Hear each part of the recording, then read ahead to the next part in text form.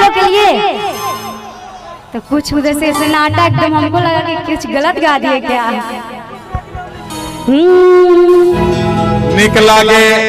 निकला गे मर्द बेगूसरैया सखी, निकला गे मर्द बेगूसरैया, ये ना बिल्कुल बेगूसराय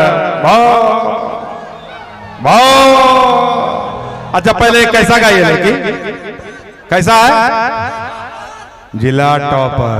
बहुत बहुत धन्यवाद आप सभी का, और कोशिश है कि हम भी अच्छे से अच्छा ये अभी नहीं बताएंगे ये कैसे आज यहाँ आई है, ये जब ये बड़ी गायिका बन जाएगी तब बताएंगे ना कैसे दौड़ के चढ़ी है। बाप रे बाप, आगे गे तोर जो टंगड़ी स्लिप कर देती हो देखनी कौन आती है तो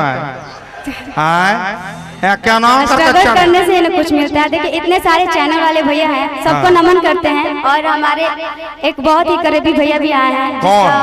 आदर्श म्यूजिक हिट जे भाई हैं, उनको मैं तहे दिल से शुक्रिया अदा करना चाहती हूँ, और सभी चैनल वाले भैया को भी करना चाहती हूँ। तुम्हारी निकल पड़ी सिद्धि, एगो थी वो तृप्ति साखिया, दूसरी है सिद्धि साखिया।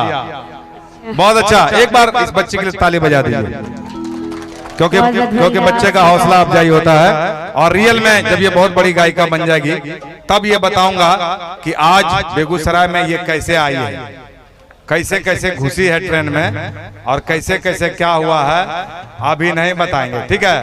जब ये सफल होगी तो। और आगे गाना सुनाओ, कौन सा गाना है? निकला गे मरद भोजपुरिया सखी, निकला गे मरद भोजपुरिया, वैसे गा दो, वैसे गा दो।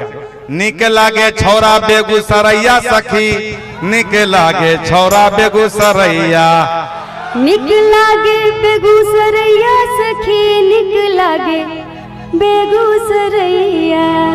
बेगूसरैया मतलब हुआ बेगूसराय का रहने वाला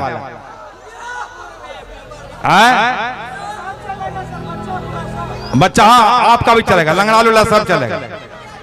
ये छौरा केना केना करे छे, एकदम अति खरकट्टल रंग करे छे, छुछनरा हां या ना हां या ककरो प्रोग्राम होचे ना या ना ना करके देखला छुछनरा बा कचे की कचे बुढ़वा सुरवा सब चलता है।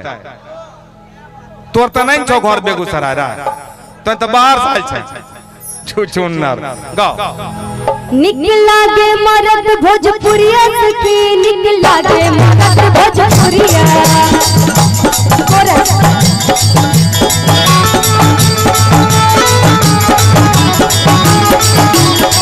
निकला गे मरद भोजपुरिया सखी, निकला गे मरद भोजपुरिया, निकला गे मरद भोजपुरिया सखी, निकला गे मरद भोजपुरिया, निकला गे कुर्ता, निकला गे धोती, निकला गे कुर्ता, निकला गे धोती, निकला गे कुर्ता, निकला गे धोती, निकला गे कुर्ता, निकला गे धोती, निकला गे सर पे पगड़िया हो, पगड़िया हो, निकला गे सर पे पगड़िया हो, निकला गे मरद भोजपुरिया, निकला गे मरद भोजपुरिया, निकला गे मरद भोजपुरिया सखी, निकला गे मरद भोजपुरिया।